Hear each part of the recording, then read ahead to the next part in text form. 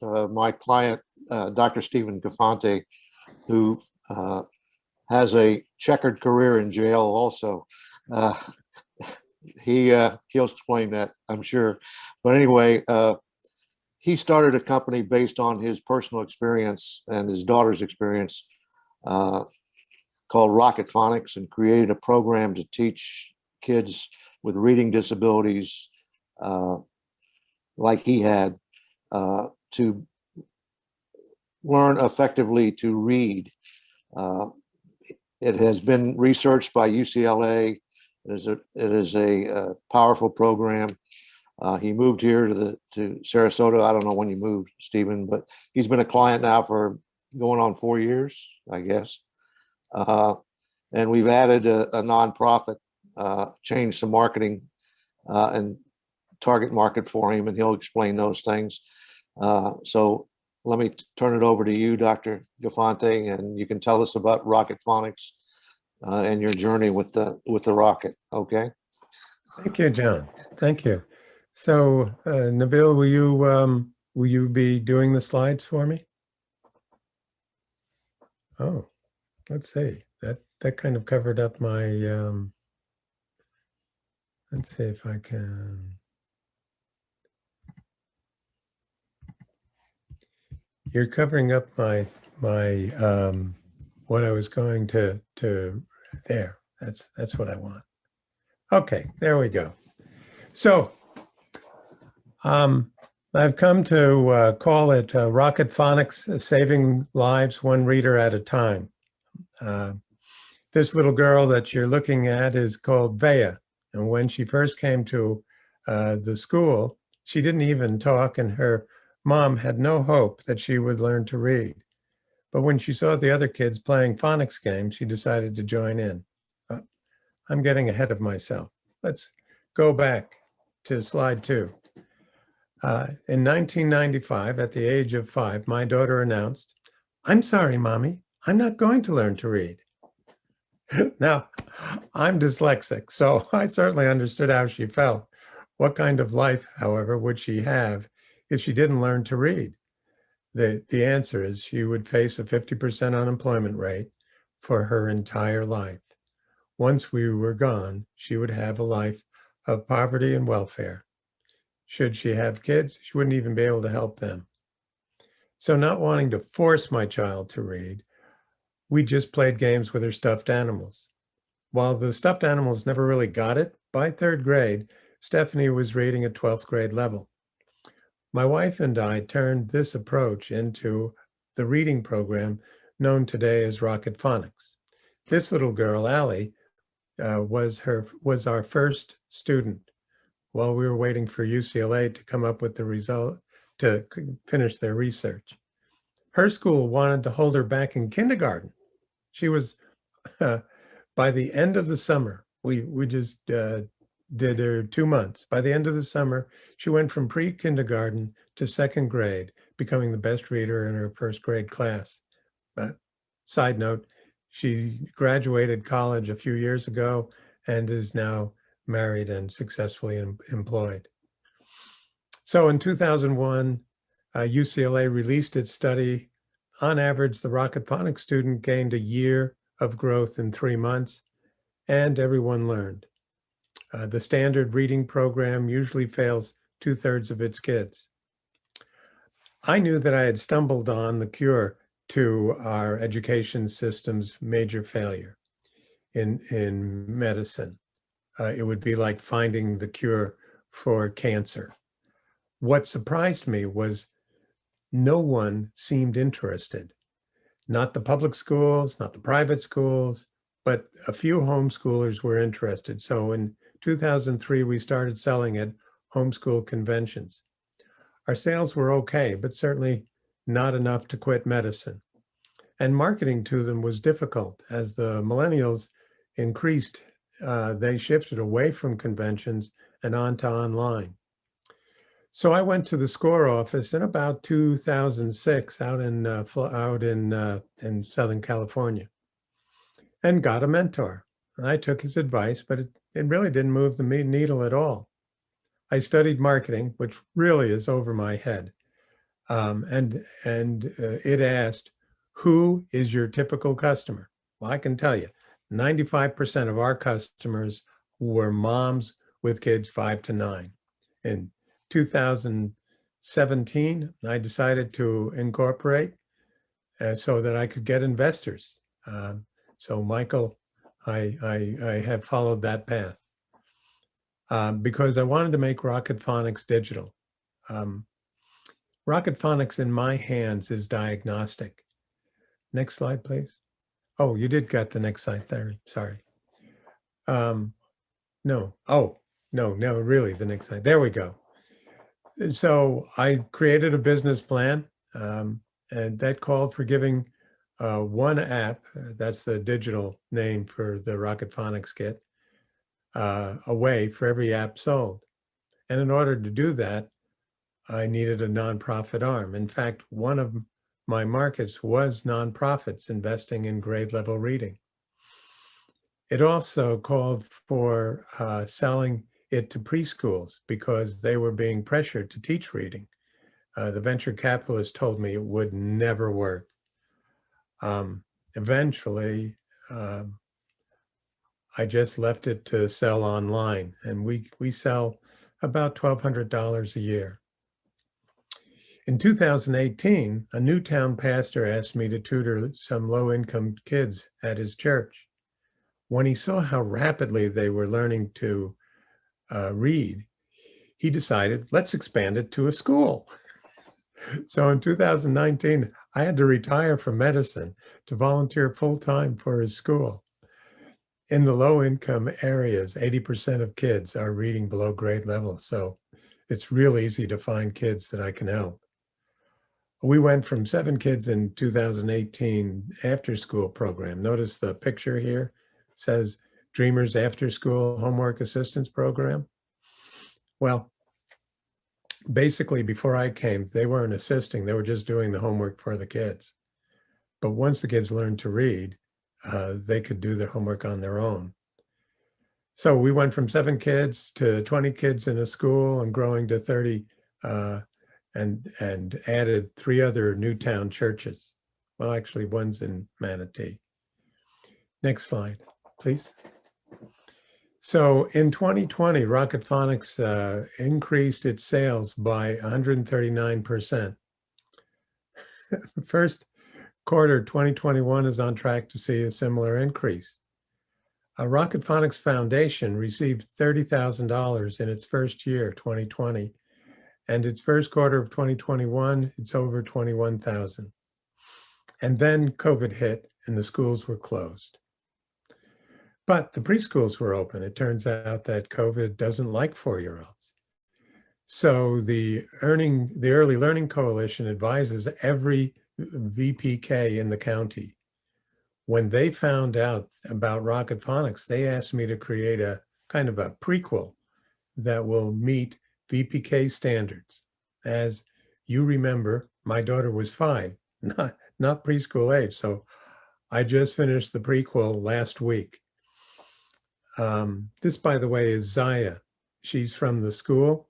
Before it closed, she got a statewide award for most improved student. She went from roughly kindergarten to 3rd grade level in about 3-4 months.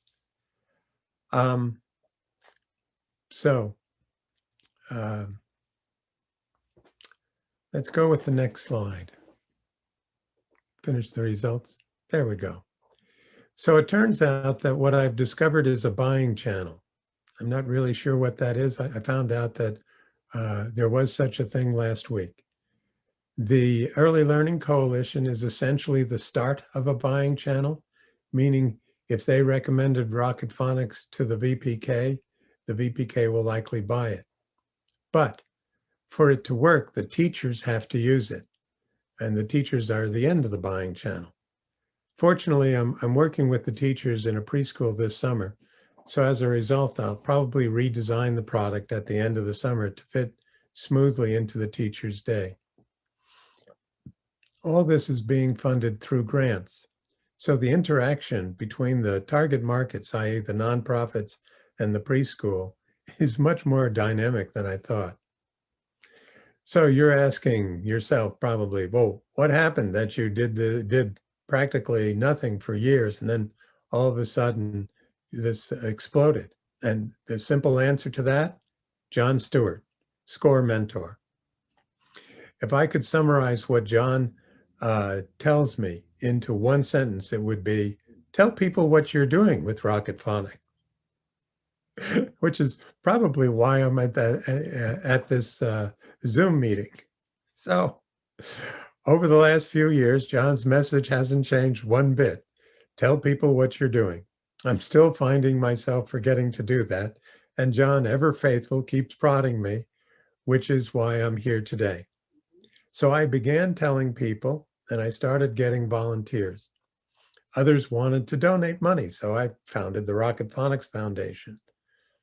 After all, it was part of the business plan. At a Rotary meeting, I met a mom who also does marketing, and she told me what she got was that Rocket Phonics can do in weeks what takes other programs years. Next slide. So what I've learned is this. I don't know what I don't know, but someone in my audience probably does. Be it the mom who told me my unique advantage of or the board member who rewrote my grant to get it accepted.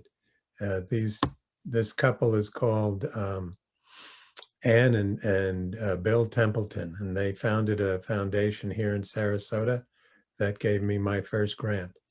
And just for your own information, I have written 103 grants, all of which have been basically denied. But my board member wrote one and got us $22,500. So one of the things I know I don't know is how to write grants. All right. So what was going on gradually dawned on me. I've been asking, from my point of view, my product solves the educational problem in this country that has existed for 60 years. So my first question was, why wasn't it selling? Turns out that was the wrong question. So then I questioned, well, who is buying? And I answered that, moms who have 5 to 9-year-olds. But that's still the wrong question. The question I've learned to ask was, why were they buying? And that's like an insight. Now you got to understand, I have been selling this product since 2003, so over 15 years. And I have gotten many, many feedback from customers saying, I've tried everything, but your program works. Now the doctor in me is thinking, of course it works. That's why I created it. But that doesn't sell. The answer is they buy Rocket Phonics because their kids are failing to learn to read. And in the high poverty area, that's nearly everybody. Because Rocket Phonics works so well, so quickly, the kids and their parents are filled with hope. Next slide, please. So these are some of my kids. And Newtown has only 1,300 kids reading below grade level. One game coach can bring about 8 of them to grade level in 2 months, or about 40 in a year. With 11 game coaches, we could close this achievement gap in 3 years. You want to know why these kids can't do math at grade level? They can't read the math problems. Next slide. So here's the future. The Manatee Early Learning Coalition is looking into a pilot project, as well as the Sarasota. And we are more than excited to get their proposal. Slide 11, next slide, please. There we go. Back to the kids. So that's basically it. We are, at the moment, we have 2 bottlenecks. Next slide. Me.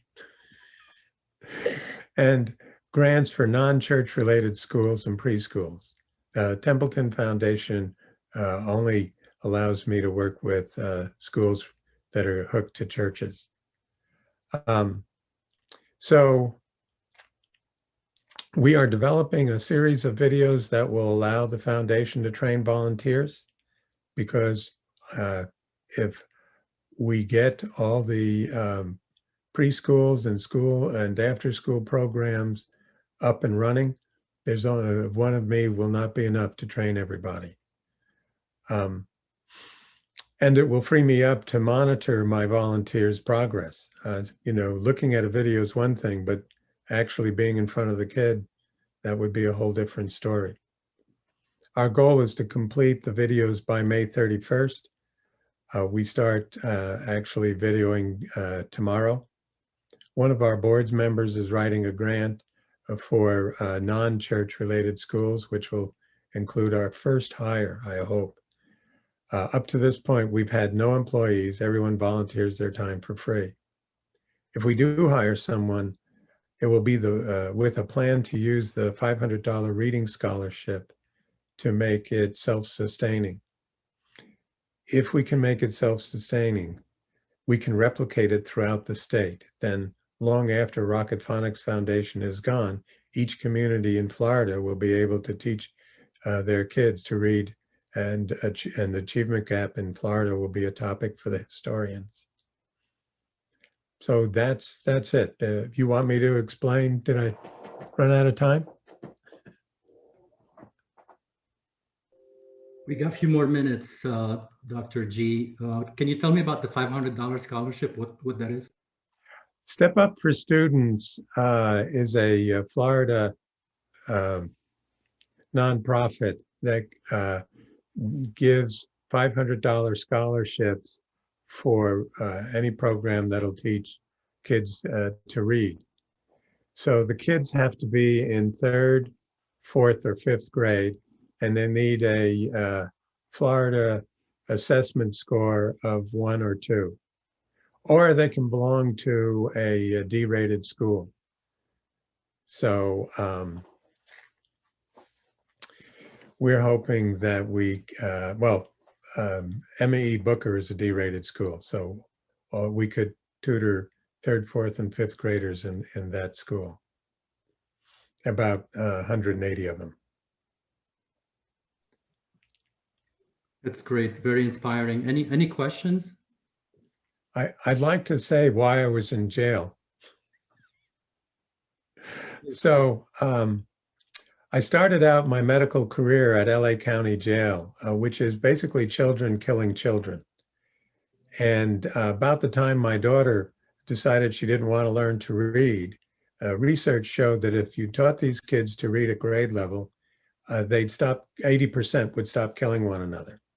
And if you've ever had to look a parent in the face and say, "I'm sorry, your son is dead," you can imagine the relief in being able to teach these kids. And it is actually the source of why I say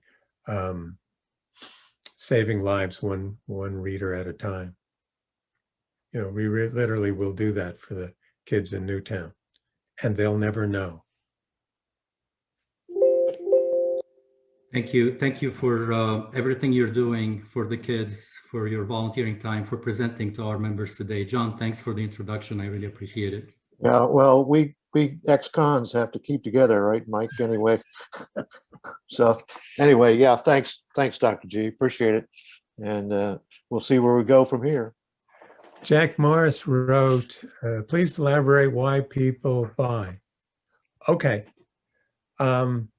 People buy because the parents want their kids to read, and they can see their kids failing in school because they can't. And that's why they take a product, the normal reading program for a kid is like $20.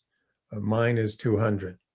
So why they make the jump from 20 to 200 is, well, I think it's because they don't want their kid living with them for the rest of their life. But, you know, as I understand it, Nabil ended up having his kid move back in. So maybe I'm just being optimistic. Did that answer your question, Jay? Even though they come back, you're always working on an exit strategy. You. Right. Okay, good. Any other questions? Hi, I have a Jennifer. question.